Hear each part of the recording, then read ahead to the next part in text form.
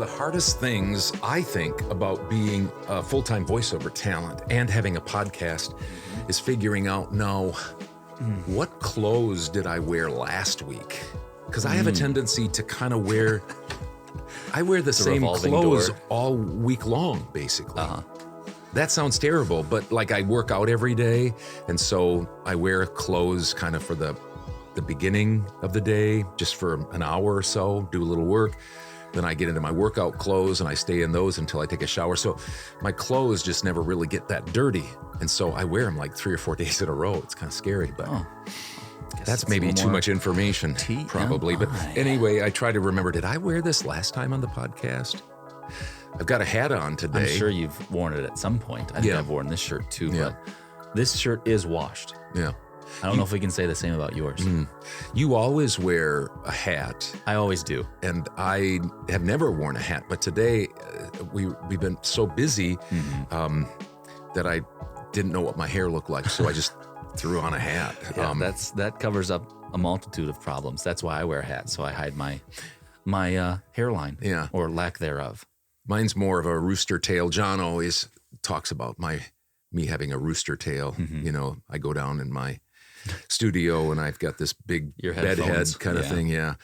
Now, one of the reasons too I didn't have a lot of time was because we've got, well, for one thing, we're not going to use the cameras, right? Yeah, we're only going to use the main camera because Damon's got a doctor's appointment, so he's not around to run those. And then because of our trip coming up for Grandpa's mom's side of the family, his 85th birthday, we're going up. So we don't have the full weekend to produce the podcast, so it'll be a little bit shorter. We won't have the couch potatoes. We won't have the couch cam. Yeah. So just a lot going on, and then we'll talk about it more. But we talked about it last week. I have my trip coming up I was going to say well. that. So we'll get into that more. It's going to be just a quick turnaround. We're going to be gone Saturday, Sunday, come home Monday, and then you're leaving Tuesday. But Tuesday I guess early morning. Yeah, we'll talk about that during the podcast. That sounds good. I mean, what else? Let's see what else we got the going. Normal three. Normal three. I've got my Todd's tips, the expert stuff. We've got Bill and Alex this week, and then also we've got our numbers that might be, cut off a little bit because they're going to be here a little bit earlier than they normally are because we don't have the whole weekend. Yeah. So sounds good. All right, let's do it. Hey, this is Bill DeWees, pro voiceover talent and voiceover career coach, and this is the original Father-Son Voiceover Podcast.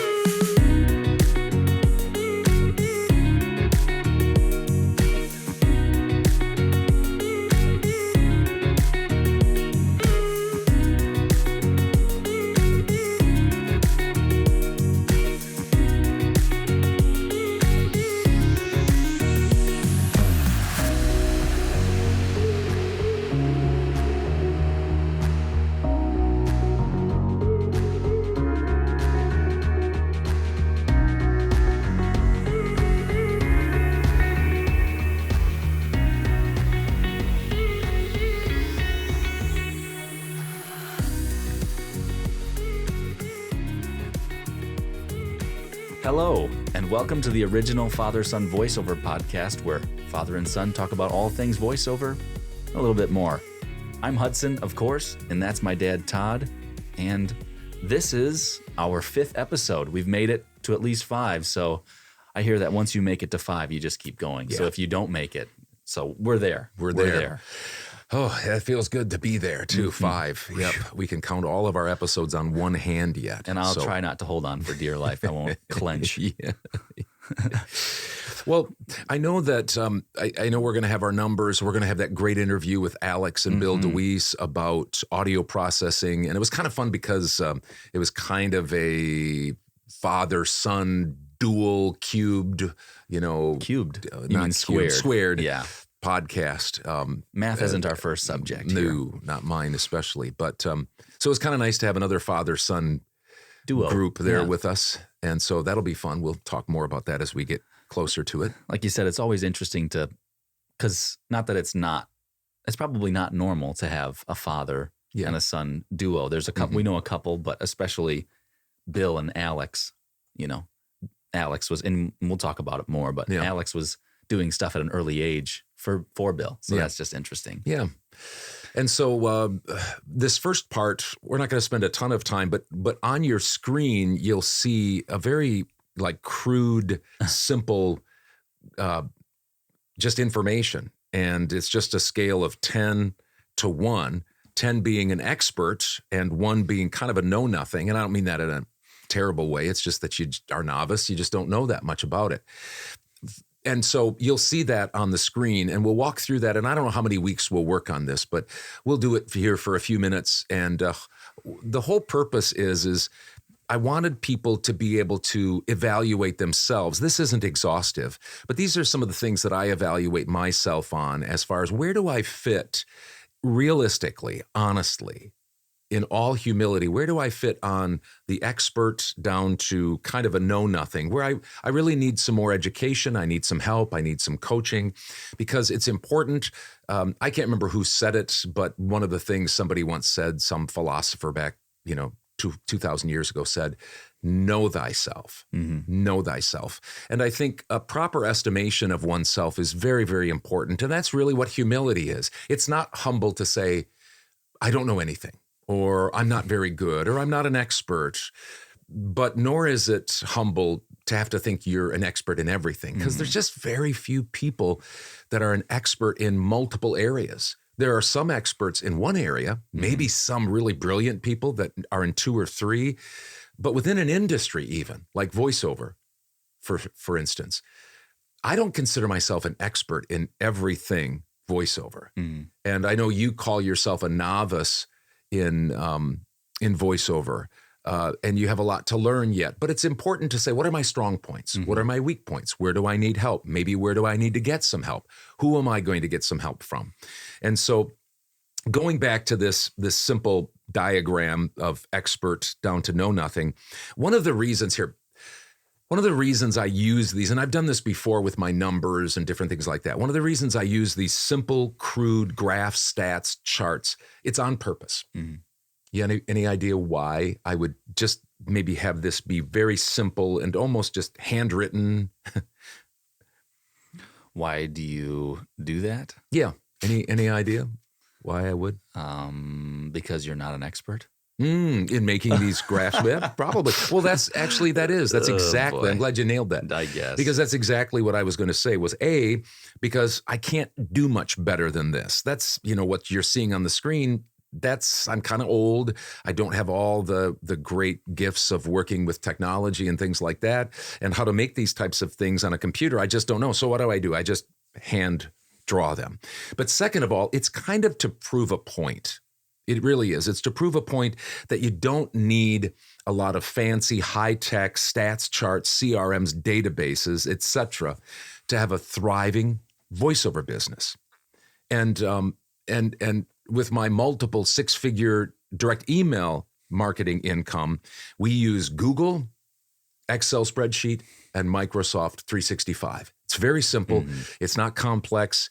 And I kind of like that. I'm a simple mind, simple pleasures. So that's one of the reasons that I do it. One, I can't do much better than this. And second of all, I think it's to a little bit prove the point that maybe sometimes people get off track when they try to do all the fancy stuff. And being busy makes you feel like you're doing something. But in actuality, you're just kind of spinning your wheels. Well, I'm not against using them all. That's not my point. What were you going to say? I've talked about how, like when I first looked at you and you doing your business, like when I was a personal trainer, I thought, boy, that's a lot of work and that's a lot of organization and stuff like that. But when you get into it, and you keep it simple like that, it's not, there is a lot of organization and you've got to keep things, planned out and stuff like that. But once you're in it, when you're in it and really in it, it's not as crazy as I thought it would be. So that makes sense to me. So any industry, what you're saying, I think what you're saying is any industry, whether it's training, health, those types of things, you have to have a plan and you have to keep track of things and you have to be organized and disciplined. So I'm not against that, obviously, but just not becoming kind of a hamster on a wheel thinking that you're really doing something by having all these fancy, things, when simple things sometimes can work best. Especially and make sure they work for you. That's, I guess, the point. Especially if you run it well. Yeah. That's what you're saying. Right. Yeah. Yeah. So whatever you have as a CRM or a database or whatever, just make sure that it works for you and that it's getting you somewhere. I think that's the thing, just talking about this whole thing in general. So let's just unpackage this for just a few minutes. We won't get through it all. Maybe we'll do another week or two on this. There's lots of so-called experts out there. And honestly, Hudson, they drive me just a little bit crazy, especially when they themselves haven't been in the industry for very long. Maybe they've only been in the industry for a few years, and thus they don't have a proven track record. Again, I can learn something from anybody. The newest newbie, the newest novice. I learn things from you. I know that like in editing, Mom has been editing for a long time. I taught her. She's been doing editing for 6-7 years, and she taught you and Deshaun how to do editing. But in the process of that, because you're more technologically advanced, you taught her some things. Shortcuts. Yeah. So, I mean, there's learning to be done on all sides. So that's not what I'm saying. So don't get me wrong. It's not like you've got to be in for 10 years. Otherwise, you can't speak to anything. Obviously, that's not true. But here's the other point. These, quote, experts are selling their wares not on long-standing track records of being in the VO industry for a long time as a VO talent and proving their success as a VO talent, but instead making most of their money on coaching. And so we need to be able to think clearly about that. Just because somebody says something good sounding doesn't mean they know how to put that into practice. So just be careful as you think about yourself, where you're an expert. Be humble, but also as you hear a lot of people offering their opinions and such, be careful to vet them carefully as well. Does that make sense? And you've talked about that in the past, and maybe you'll get into that. But the people who share their numbers, I know Bill does that. Bill DeWees, yeah. Yep, and that's where you learn that from. And being able to find somebody that does that so that you can decide, okay, does this person make more on coaching? Or does he make more on voiceover? And so if he's, making more in voiceover and he's like, okay, then you can say, okay, this guy knows what he's talking about, because the proof is in the pudding. Where if somebody's making $100,000 coaching, but they're making $30,000 in voiceover, it's like, maybe, or they don't share their numbers because it's, that might be, I'm not saying everybody, but that might be a reason why they don't share their numbers, because deep down. Yeah. And so I guess the point being is there might be exceptions, most certainly. There have been people that have been in the industry for years and years and years and are expert in a lot of VO areas. And now maybe they're slowing down. And that might happen to me as I get a little bit older. Maybe I won't be so in the studio all the time. Maybe my voice won't be as marketable someday.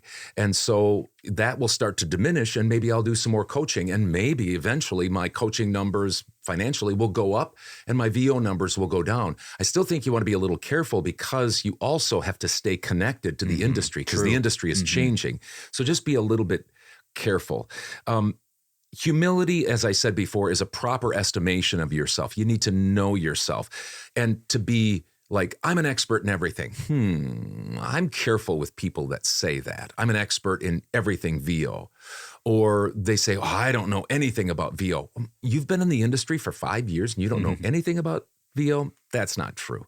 So, and there's areas that you can learn and become more proficient in. And when I go through this, as you see that on your screen, as I go through this, you'll see some things that are VO related that I'm going to say that I'm not the greatest at. Now, I can take the time to maybe learn and get better at those things. Or maybe sometimes I'll say, I don't have the time, or I don't want to take the time. So I'm going to leverage that with somebody else who does that, i.e. an Alex DeWees. And we'll get to that in just a moment. But let's just look at this. Now, to date, I haven't charged for any coaching that I've done. But if I did, I'd want you to know where I stand on competency on these different things in the different parts of the VO industry. And I would want you to know where you stand, and as you vet coaches, where they would stand. And you might want to ask them, where do you think you're an expert? How do you think you can help me? And where you need help is where you're going to need to get a coach from. And so I've got, on a scale of 10 to 1, 10 being expert and one know nothing. I'm going to just take the top one and the bottom one, and we'll just talk about that for just a few minutes more, and then we'll pick up next week on this. Okay. So let's go down to the bottom here, where I think that I'm somewhat of a know nothing. Not that I don't know anything about legal things, and I have to know a little bit. I have to know who to call at least, but we farm out our business taxes and stuff to a tax agency. Mm-hmm. And we have a person that my wife does all the invoicing, billing, and such like that, but she works with another woman who checks our books every single month. Sure. And the reason we do that is because they're professionals. They know the tax laws. They know the legal stuff. They know how much we're going to owe. And so that's critically important that we have somebody like that, because making over $300,000 and having multiple employees, I'm lost with that kind of stuff. I'd probably be in jail right now. And you also don't have the time to do that. I mean, you could take the time, but then maybe you wouldn't make $300,000 a year because you want to spend time behind the mic. That's where I make my money. Yes, I don't make my money taking my headphones off and doing my own taxes. Maybe, just maybe I could figure it out. I highly doubt it, though. I'm just not. I think as I get older, I'm learning where am I not that smart in, and being okay with that. Just being okay. That's just who I am. I'm just not that smart with that kind of stuff. Where am I going to spend the bulk of my time where I can make money? That's what I want to really spend my time on. And you might be in a different, spot. You could probably do your own taxes if you wanted to. Other people could maybe do their own taxes because they're maybe smart in the legal tax realm, or maybe they've just got the time where they can train, or a friend or somebody. So I'm not telling you that you have to have a tax preparer and stuff like that. I'm just telling you, for me, I just don't know that much about it. I don't want to spend the time to get to know that much. And even if I did spend the time, I don't think I could still do mine. Does that make sense? Yeah, it's knowing yourself. Comments or questions about that? No, I agree. So then the top, and just so you know, as you follow your finger across this crude information here, I didn't put anything that I'm an expert. Now, some people might say, well, that's false humility. Well, I'm just going to say that just like it used to be in the Olympics, a 10 was impossible. You couldn't get a 10. I know that's gone by the wayside. I'm just going to say that somebody that's an expert he knows everything. She knows everything about a certain topic. Then that would be a 10. So I'm going to put that as a really, really, really high standard. I'm not afraid when somebody calls, like for instance, Bill DeWees, he calls himself a voiceover expert. I honestly think he is. Listen to his coaching, listen to his success, listen to the people that listen to him and their success. And I think he has a lot of these things that he could call himself at least close to an expert. Mm-hmm. He's got a very good team around him too that help him. Exactly. So That's a great, I'm glad you added that, because he knows where he needs help. Yeah, exactly. Too. And so he puts people around him. So one of the things, and we'll end with this, one of the things that I think I'm very close to an expert along with my team is, first, VO collection. And these aren't necessarily related, but VO collection, that is getting work, doing the work, and then getting paid for your work. That's important. There's a lot of people that get work and actually do work, but they don't get paid for it. Why? Because they don't have a good system. They don't stay in contact with the person. They aren't persistent in a nice, gracious way. And that's where my wife, Becky, your mom, she does such a fantastic job. I mean, we collect like 99.95%. I think last year out of $318,000, one job for like $250 or $300 we didn't get paid for. Peanuts. To me, that's just unbelievable collection rate, and that a lot of that's due to your team, to my team, and to her doing that day in and day out, and just being organized, disciplined, and then obviously being in front of the people. And she uses that. We've worked together on making sure she uses that as a way to be a partner with the people that we collect with, and having it be a marketing touch. I can't tell you how many times she's reached out. Thank you so much for the work. We appreciate it. And the person says, hey, we'll have another job for Todd coming up.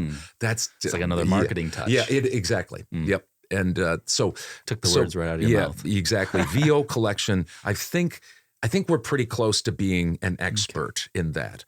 And by the way, my wife Becky is going to come sometime and sit on the couch potato, couch. She's going to sit on the couch and be a couch potato on our couch and cam. she's going to talk about the process that she goes through.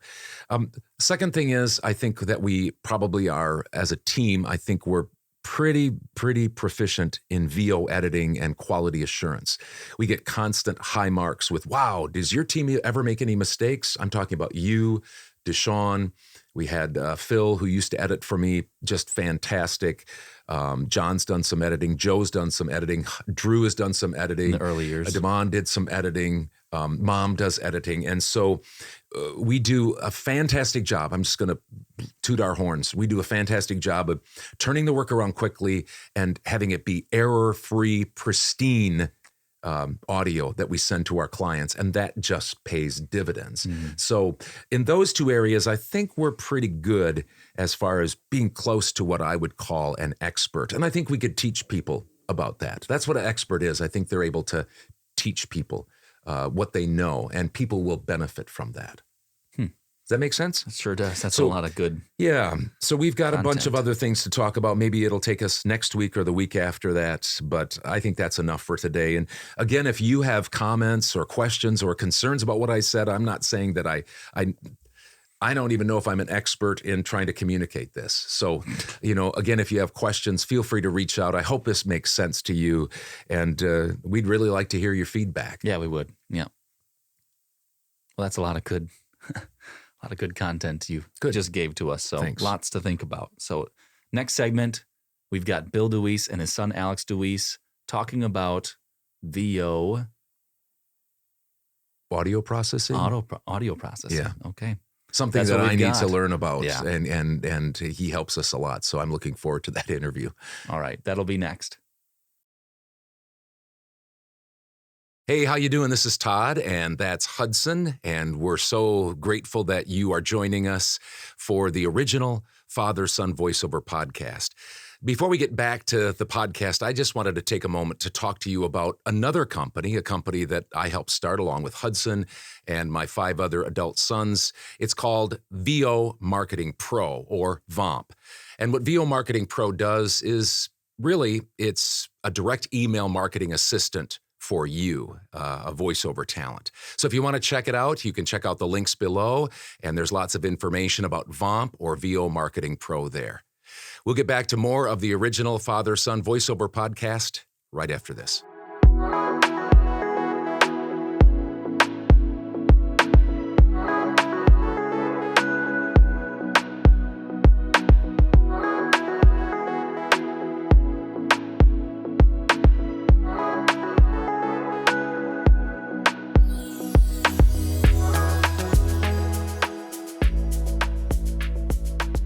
Oh, by the way, I need to tell you that my mother, which would be Alex's grandmother, thinks you have an awesome voice, Hudson. Really? Yeah, I saw. Wow. When did I see her? I was over Easter. She was here, and she said, "I saw your podcast." And that's great. She goes, "I love that young guy's voice." And I said, "Well, I'll be sure to pass that along to." I think she was That's so referring to nice. Hudson and not you, Todd, but I think that was. Well, the question is, Bill, is she hiring? That's the question. Right.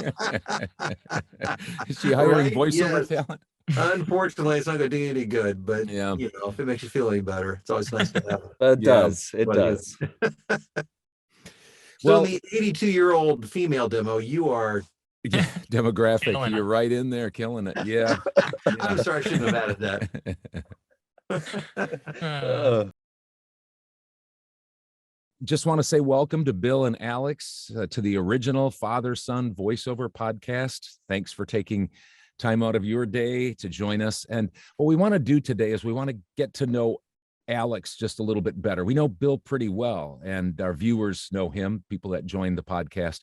We want to get to know Alex a little bit better and find out, what you're up to, Alex, and what you do for folks like myself, like Hudson, like your dad, and for a lot of other people.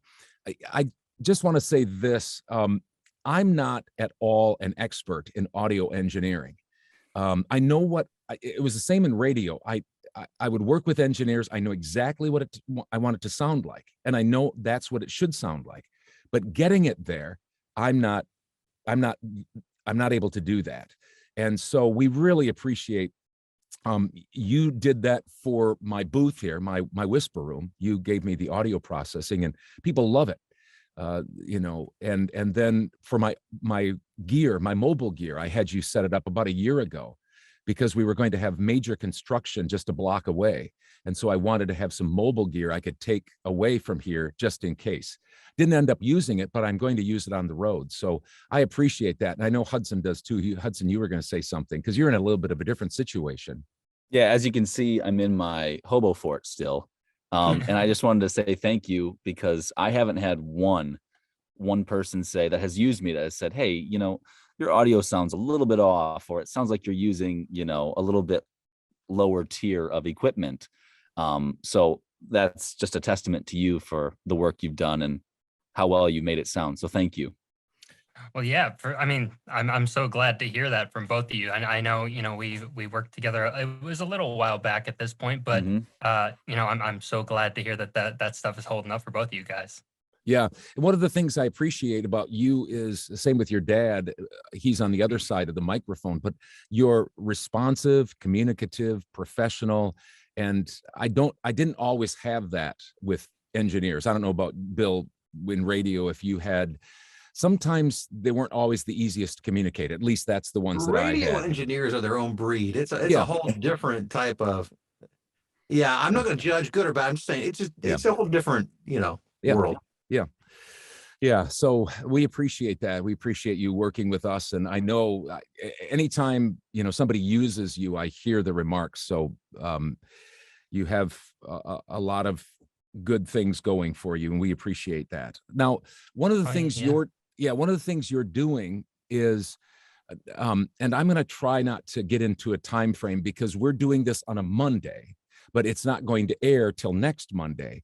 But fortunately for us, you do your webinars that you're having for Bill's group, your group, on Monday nights. Is that right? That's right. Yeah, so, for the next few weeks. Next few weeks. How many are there total? And can you, both of you, kind of explain, without giving all the details, can you kind of explain, how people can use those, who's going to benefit from them, that type of stuff? Do you mind? Yeah, I'll let Alex, that would be. Yeah, absolutely. So to clarify, the Monday night sessions that I'll be doing for the next few weeks are the that I do for Bill's training group. And typically I would do those on a Tuesday evening, but for the next 3 Tuesdays, I'll be doing a specialized class for VO editing. So basically we're kind of starting from the ground up. So kind of assuming that the folks who are going to tune in are newer to the VO game. So kind of starting at that gear, what kind of mics there are out there, what kind of mics work well in certain situations, what kind of room treatment you need for your recording space, kind of taking those basics and building on from there, talking about effects and editing you need to know to get going. Are you using mainly, are you just teaching out of Adobe Audition? Yeah, that's a good question. So I mainly do use Adobe Audition myself. So naturally of, where I tend to gravitate to, but I did kind of come in with a specific goal to not get too hung up on the DAW or the recording program that we're using. I tried to target it to audio engineering for VO generally. So the kind of stuff we're talking about really should be able to apply to any DAW or workstation. So you're doing how many webinars, seminars in a row? How many on Monday nights? So on Mondays, we've switched my weekly webinar that I do all the time to Mondays for the next 3 weeks so that I can do this class on the Tuesdays instead. I see. Okay. Got it. If I could just throw in, I have a blueprint training program, and Alex does every week. He does a webinar. So that's a private group. It's not open to the public. Nobody, not just anybody can sign up to be in that webinar. What he's been doing and what he's doing right now for the next, he started last week, we'll go for another 3 weeks. will be like the VO Tech Mastery class. I don't know if that helps to better differentiate. But it's a 4-week class that anybody can buy and be a part of. And so you'll start out where and end up where? You didn't answer that, did you? I mean, can you help me kind of walk me through? Sure. Yeah. So week 1 we did last week, and that was our gear segment. So we talked about the different kinds of microphones, setting up your recording space, or what different DAWs you can use, all that kind of stuff. From there, we're going to be getting into the recording process a little bit, how to set up your space for recording and what to do once you get rolling on the mic. From there, we'll move into a whole class about effects and plugins, how to first of all know what you're doing when it comes to these different effects, what they all do, what they're all capable of, and then furthermore, how to use them, dial them in for your voice specifically and your microphone and your recording space. And then kind of the last thing we're going to get into is manual voiceover editing, how to edit dialogue manually. You've run all your effects and plugins and that sort of stuff. Sounds like you're trying to work yourself out of a job if you're going to teach people all of these things, Alex. Well, look, I like to put the information out there. It's not easy stuff to do. I don't think I'll be leaving with a class full of fully trained audio engineers by any means. But I know what you mean. And it is a lot. Kind of the point. Yeah, but I imagine that some people, like, they might be like myself that has the first part or even the second part, but would really like to see it all fit together. And like, I could really use like plugins and just all those little idiosyncrasy type things that would help just make my voice pop a little bit more, or like Bill, you do on your pro demos, making sure it's really professional. Is that what you're hoping to have people have when they leave? Yeah, definitely. Absolutely. That's kind of the point too, is to be able to kind of jump in at whatever level you are at. So for someone like yourself, you might not need to jump in until week 3. But then you also have the option of watching those first 2 classes to, kind of pick up some more information if need be.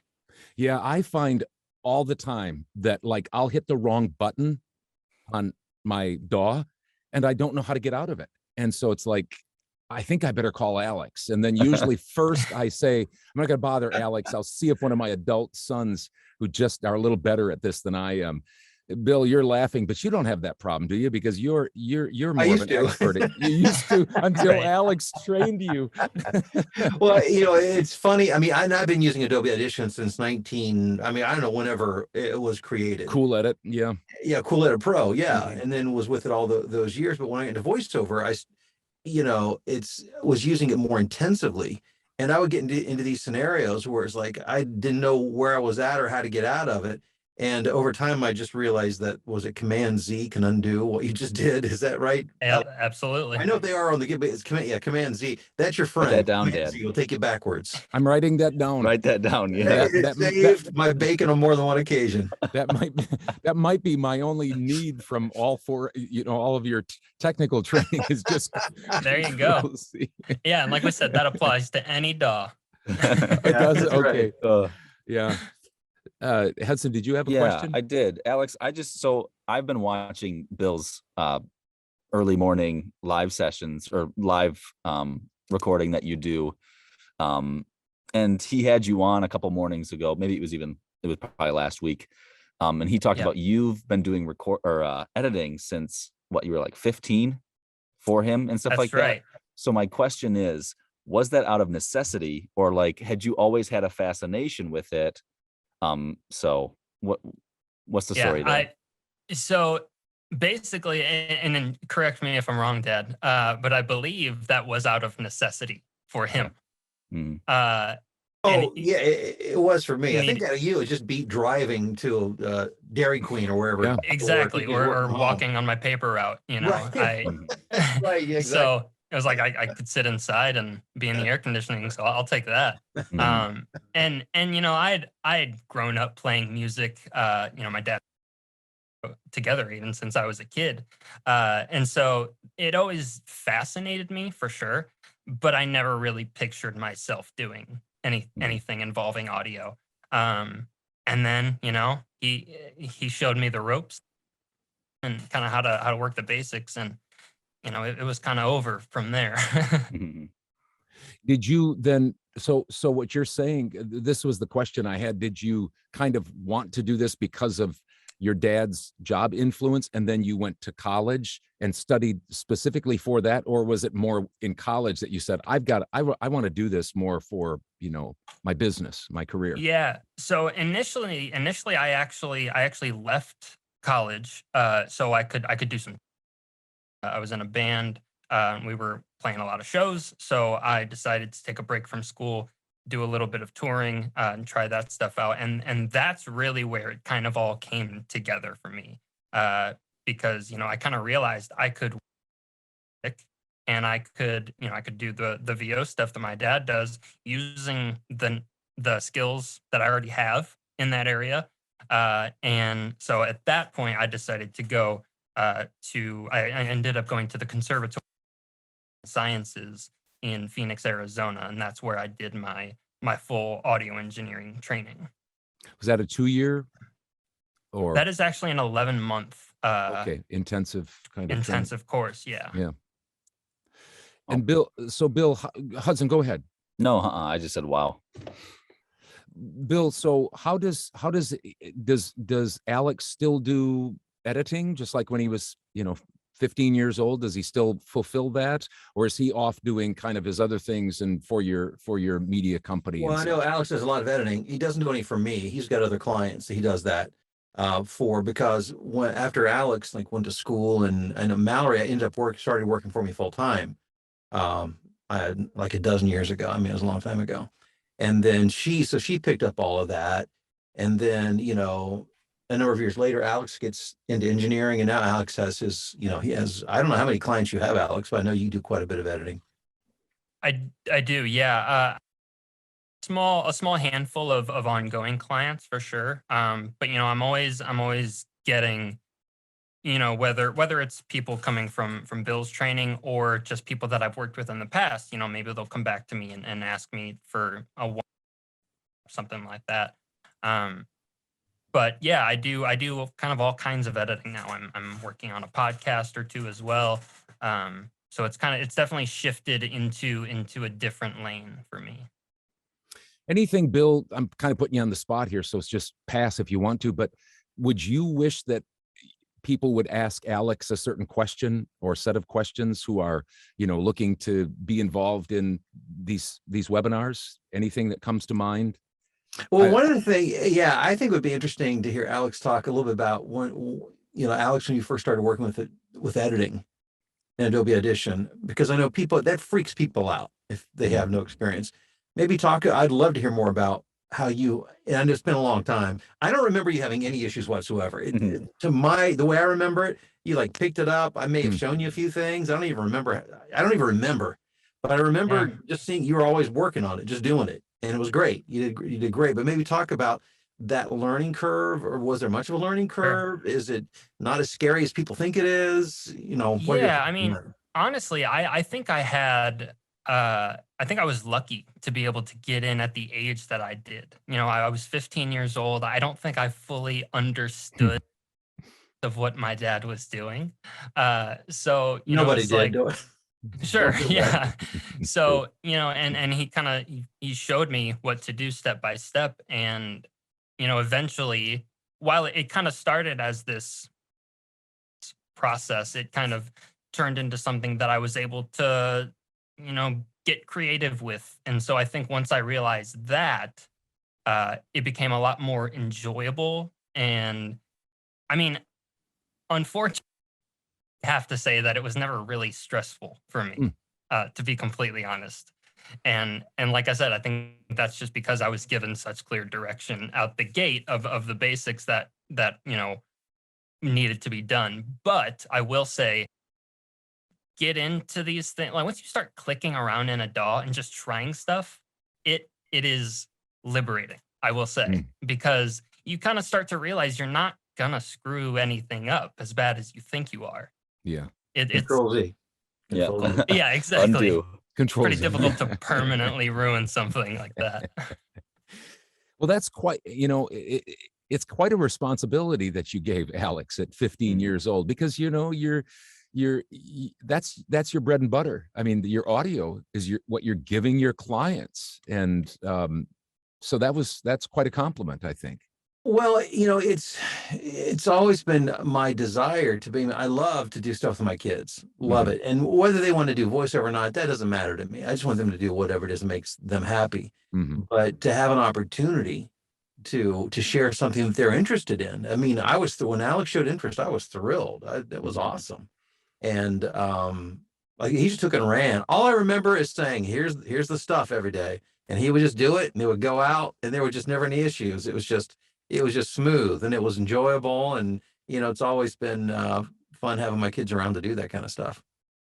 There's a comfort level there, because, you can have conversations, and you can, talk over dinner and stuff like that. It is nice to have people around. Yeah. Definitely. And I'll say, like, having, not only is he my dad, but he, he's easy to talk to, and so I also kind of knew in the back of my head, if I do mess this up, it's not the end of the world. Yeah. Yeah. And I think I try to bring that into my own work as well with my sessions and whatnot. I want to kind of be that guiding hand that's not going to screwing something up. Yeah. Well, Hudson, I mean, we talked about you doing voiceover for several years, and it was the same thing. I mean, I didn't want to say, this is a family business, we need you to do this. I didn't want to do any kind of that. But I was very glad when we could, when Hudson decided, because of COVID and things like that, I would like to do voiceover, and it was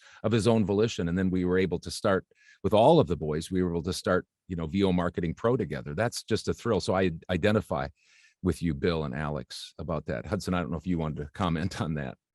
No, yeah, it was a little bit out of necessity. Once again, I'd always had it in the back of my mind. Because a lot of people would say, your voice sounds like your dad's, you should do radio or something like that. So, and then when Dad went into voiceover, I thought, that'd be something I'd like to do. But I never really, you think about running your own business, you think, oh, there's so many things you have to do. And there are a lot of things you have to do. But once I got into it, I thought, oh, I can do this, so that's, a little bit out of necessity. And I'm really glad that necessity kind of came about, because I really enjoy, rolling out of my bed and getting right into my thing. I can, I could be in my PJs if I wanted to and make money. So it's a beautiful thing. These are my work clothes. Right here. Right? Exactly. Yeah. The hardest part, I think, about having a weekly podcast, and you struggle with this, Bill, I imagine, is I don't change my clothes throughout the week, because I take off my clothes and go work out, and then I come back and I put on the same clothes, and they're not dirty or smelly. I just and I think, did I wear these last week at the podcast? So I got to look back at the podcast and see what I wore the week before. Every morning. This morning I'm like, yep. When was the last time because my thought is, people don't think I wear the same t-shirt every day. Yeah. And sometimes it does feel that way, but whatever. Yeah, working from home. Well, the one thing nice about COVID is kind of everybody has been, doing that, where their hair is messed up on Zoom, and, they're talking and their kids are screaming, their dog is barking, where, when I first started doing sessions, it's like, everybody has to be really quiet up there. Be quiet. I don't want everybody to know I'm working from home, 12 years ago. Right. So. Right. We all gave up on that. That's funny. Today I had HVAC guy here to do stuff. My dogs are going crazy. Yeah. I've been in sessions where I had to stop because the neighbors mowing the lawn. You're right. A dozen years ago, we were all terrified that would happen with a client. Now it's like, that's just the way it is. It's like, hold on a second, my neighbor's mowing. When he passes, we'll pick up the next line. It's common now. So you don't do any voiceover, Alex? Or have you done some? I have done some. I've done a couple of audiobooks, and then some here and there, but nothing major. Okay, so Mallory does a lot. I mean, that's her kind of secondary career after being a wife and mother. at this point, and then Yeah. you do some on the side. So, Hudson, are we going to be able to? And I guess I'm asking all three of you: are we going to be able to make sure we have links so that people? Is that okay? By the way, if we had some links in our podcast in case somebody. Can they join midstream if they want to, or even one of the last ones? Oh yeah, for the class, absolutely. Oh yeah, that's what I meant. I'm sorry. Yeah, everything's recorded and available on demand. I mean, once they buy it, they could buy it when it's all over. Right. Okay, great. Yeah. So it's archived and people can pick it up whenever, and they can go back and rewatch it. Which that's really that's optimum. I mean, that's wonderful because I would probably need to do that. Watch it and stop it. Oh, me too. We jam a lot into the sessions. So yeah. How long are the sessions normally? They're about an hour a piece. Yeah. Okay. Yeah. The first session was. Oh, I'm sorry. Go ahead. No, go ahead. Let's say the first session ended up going. We went longer than we thought. It was like 45 minutes of content and then 45 minutes of Q&A. Yeah. And so we'll see what happens this week. But we might end up just if there's as much engagement as there was last week, we might just keep going with that because we want to answer people's questions. But just anyhow, I just thought I'd throw that out there for what it's worth. That's exactly what I was going to. That's exactly what I was going to ask. Do you have Q&A? Because I think that can be beneficial to kind of get a temperature of the room, if you will, who's watching, what people are, you probably know that, but that would be helpful for me. What are people asking? What are they in need of? So definitely. Yeah. Because even putting this stuff together, there's definitely a chance that I didn't think of something that could apply to someone. And so having that Q&A at the end of every session to kind of, get some extra thoughts in that maybe I just didn't think of before. And there's no one who doesn't have a question when it comes to tech. It's true. I mean, it was unbelievable. It was just jam-packed. And then after a while, you find out, I mean, they basically are the same questions after, there's only so many things on that topic. But yeah, it's just one of those things where people, understandably so, have a lot of questions. Well, I think it's a great opportunity for people, whether they're starting or people like me who've been in it a while and need even something as simple as Control-Z or a few other little things that can be very helpful. So we'll have a link below so that people can click on it and purchase it and join you. Anything else, Hudson or Bill or Alex? Anything else you want to kind of throw out here to make sure we cover? Well, since you opened the door, yes, please. I just wanted to mention, and I know you talk about this a lot, and I appreciate it, but we do offer, when I say we, I mean, there's a team of people that help me out with all of the training, and there's always something going on or something in the works of going on. And right now, we have a big attendance for Alex's Tech Mastery, and we hope people know that will continue to be available, and he'll probably do a new one next year. Mallory is preparing to do her next Fiverr training class in another month or two. I think it's not very far into the future. So just to say that there's a roster of things. We try to do about 4 really big specific type of classes per year, in addition to my ongoing VO Blueprint. Yeah, so they can check out the whole gamut of things that you guys have, not just this, but you're on everyday YouTube. You're our YouTube friend every morning, talking to us who are lonely and lost in voiceover. And you stream every day, and you've got your DeWess webinar every other week on a Friday, and you have all sorts of things, Blueprint, the membership and stuff. We cover A to Z, soup to nuts, as they would say, when it comes to voiceover. There's not a base that's left uncovered. Good. Well, it's sure nice to have you guys as resources. We really appreciate it, and appreciate our business friendship, our partnership, and all the things that we do. So keep up the great work. Well. Yeah. Also, thank you guys for being part of the original Father Son Voiceover podcast, because obviously Bill, Alex, father, son, dad, you and me, it's squared. So that just made it completely right. Like so the thank Brady you guys. Bunch. Right. We can look up at different. Yeah. Cool. Thank you guys so much for having us. Yeah. Take care. We'll talk to you soon. Thanks, guys. Right. See you guys. Bye-bye. Well, it was a pleasure to have those two on, not only because they're a good interview and they know what they're talking about, but also because they're a father and son duo just like us. So that was a pleasure to have them on. Yeah, and both of those guys in their order of expertise, they are somewhat experts, no doubt about it. Going back to my Todd's tips, you can count on, Alex has done my stuff for my whisper room. He's done the stuff for my mobile rig. He did your hobo fort. Yeah, we mentioned that in the interview and stuff like that. So, So they do a very nice job, both of them, in their respective areas of expertise. Bill on coaching and performance and all sorts of the mindset of VO and the business aspect. So many good things that he has done over the years and continues to do.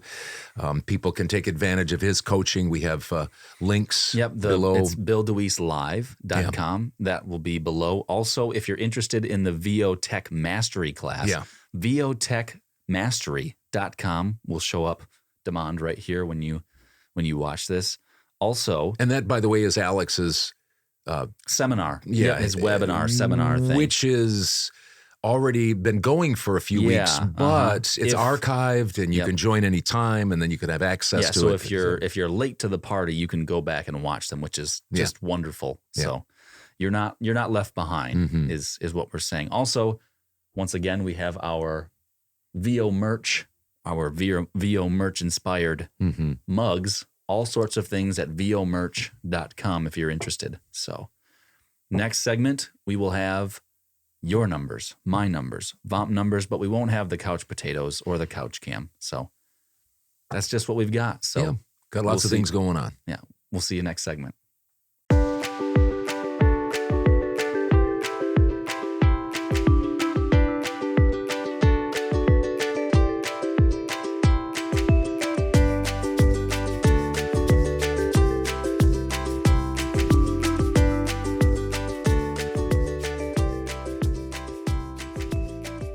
Well, it's that time again for us to do our weekly numbers. So why don't what you do is start out with either the VOMP numbers, your numbers, and then we can go on to mine, since John and Drew aren't here today to represent VOMP. So sounds good. Ahead. I'll do the VO Marketing Pro numbers here. 45 warm replies this week. Wow. So that's great.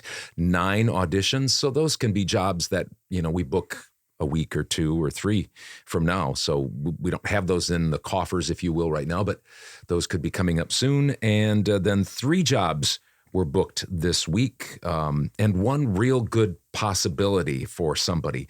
And I just wanted to talk with you just a moment about another person who, for no reason of their own, had to leave VOMP just a couple of months ago. This person continues to get warm replies, and they continue to get jobs because they had plenty of emails out there. And that's the point. Even like, for instance, even if you have us send out what doesn't seem like that many, let's say 50 a month, 50 emails a month, 50 direct emails a month. If VO Marketing Pro does that for you, you might say that's just not very many. But over the course of a year, it's 600. And those emails are just out there. Now, let's be honest. Lots of direct email marketing, they're hit with a delete button, they're forgotten, maybe they're put in folders, and they're just not remembered by people, and you get lost in the shuffle. But some of them aren't, and they're just out there, and they can come back. And so, there have been people that have come and gone from VOMP, again, some just because maybe they just didn't think it was working, or some just because of life, business situations, they just had to. Yeah. But nevertheless, those emails are still working for them. Yeah, which is amazing. Yeah, it really is. Because they're not paying for that. In one sense, they did pay for it. Yeah, exactly. But they're not paying for that service to come back to them when they're not necessarily in it still. Right. So that's why those are, like you're saying, that's why those are gold, because the gift that keeps on giving. Yep, you just have to hang in there. I know we preach that all the time. You've got to be patient. You got to have perseverance, persistence, but it does pay off. And that's the thing that I've learned over 12 years of doing direct email marketing. That's what people learn who stay with VOMP over the course of a year or so. It just starts to pick up steam. And I'll get to my numbers now. Ahead. Yeah, please do. So as far as platforms, which is basically Fiverr for me, and that was slow this week, $1,622. But here's the thing. This is why multiple streams of income are very important. And I basically have 3: voices.com, Fiverr, and then direct email marketing. This week, it was real low on the the platform side of things. But then the direct email picked up. And I told you last week that I had booked a lot of work from specifically one client gave me a ton of work right at the end of the week, and I was doing that, and you guys were helping me with editing, and then I was going to report that this week. And so my direct email marketing was $7,203.41. So low on the platforms, but then the direct email marketing, and sometimes it works the other way. I get more work, voices.com, that kind of buoys up the other things. So anyway, $7,203.41 for direct email marketing income. My total week, and we're doing this a little bit early on Friday, so I still might have some jobs, is $8,825.41 for this week. $8,825.41 for my voiceover week. All right. Well, I will get to mine. Caveat, I did not send out any emails this week because I have a trip coming up, and we'll talk about that right after I'm done with my numbers. So I did $120 on Fiverr, which was up from probably the last 4 or 5 weeks. I haven't gotten basically anything on that. Good. And you also had a little bit of problem with Fiverr. Your response rate, was it? Or what was it? Was going down? My order completion, I had one order that was just... Yeah, you couldn't figure that out. And you just kept working it and working it and it working was working me. It was working you. Yeah. But now you got that up to 100%. It finally cleared out, and now it seems like literally after it cleared, I've had 3 or 4 jobs from new people. It's like wonderful. Anybody that works with Fiverr knows what you're going through, probably. Anyway, go ahead. Yeah, so that's hopefully on the up and up. And then Upwork, I did looks like 11 PowerPoints. So that's $175, 15 a piece. I did $180 worth of editing for you. And then also, and then my total for all those things together, $475. Good. You were over the $400, almost $500. And I didn't get any jobs from direct email marketing. That job that I talked about last week didn't come in this week, which is fine. I'm still waiting for the client to okay the final script. So we'll see what happens. Next week, hopefully I don't get a whole bunch of Fiverr jobs while I'm gone, because then I will be in trouble. So you're going to be gone next week. I'm going to be gone next week. We're going to miss having you around, and you're not going to be officially... you are going to be part of the original Father-Son Voiceover podcast. Tell them a little bit about where you're going for a few minutes, and then we can talk a little bit about what maybe the podcast might look like next week. So next week, Tuesday, I will be flying out of Minneapolis, which is about like 3.5 hour drive from here, going to Las Vegas to go to Zion National Park, which is in Utah, I believe. So we'll fly there. We'll get into a rental car. We'll drive about 2 hours to the campsite where we're staying in Zion and spend, 4 nights and 3 or 4 days camping and hiking and stuff like that. So that'll be exciting, and I'm sure I'll be tired and sore, but I won't obviously be here. So what we're going to try and do is do a couple maybe Zoom calls if I can get some access to internet. If it doesn't, then I'll be taking some videos of where I'm at, some pictures and stuff, and we'll hopefully share that with you guys. And so Dad, you'll be, doing a majority of the stuff that we normally do here down in his studio like he used to. So just because we wanted it kind of to be easy. Just between you and I and the fence post, we might try to get one of the couch potatoes, not up here, but maybe on a Zoom call as well with the VOMP numbers, really high tech. And just between us, the reason that we won't be up here is because Hudson doesn't trust me with his cameras. He doesn't trust me with the technology. And I don't blame him, because when he comes home, it'd probably be messed up. It probably wouldn't work out. I'd probably break something. I have a tendency to break things when it comes to technology or things. I'm not Mr. Fix It, I'm Mr. Break It. It's more just the fact that it would take a while, I think, to teach you how to do all this stuff. You'd have to get into my computer and do all the stuff that you're not good at. Although that's not true. You taught me everything I know. So that's scary. We have a workbench down in our garage where things go to die. If something breaks, I say, put it out on my workbench. Then either it gets thrown away, we get a new one, or my wife fixes it. So that's kind of where we're at. And that's why we're not going to be doing it up here. Yeah, but exactly. Yep. We'll have something, and we'll have numbers, and we'll have an interview with you, hopefully from Zion, at least a phone call with pictures and things like that. And we'll have numbers and Todd's tips. Yeah, definitely. So that's about all we have this week. If you're interested in all of the things that we talked about the VO merch, go to vomerch.com. The VO Tech Mastery class is on Tuesday nights with Alex, VO Mastery, or VOTechMastery.com. And that's about it. Other than if you're interested in VO Marketing Pro, get a hold of Joe at VO Marketing Pro and he'll set you all up. So VOMarketingPro.com, that's where you can find us. Thanks for tuning in to the original Father-Son Voiceover podcast, and we will see you next week. Take care.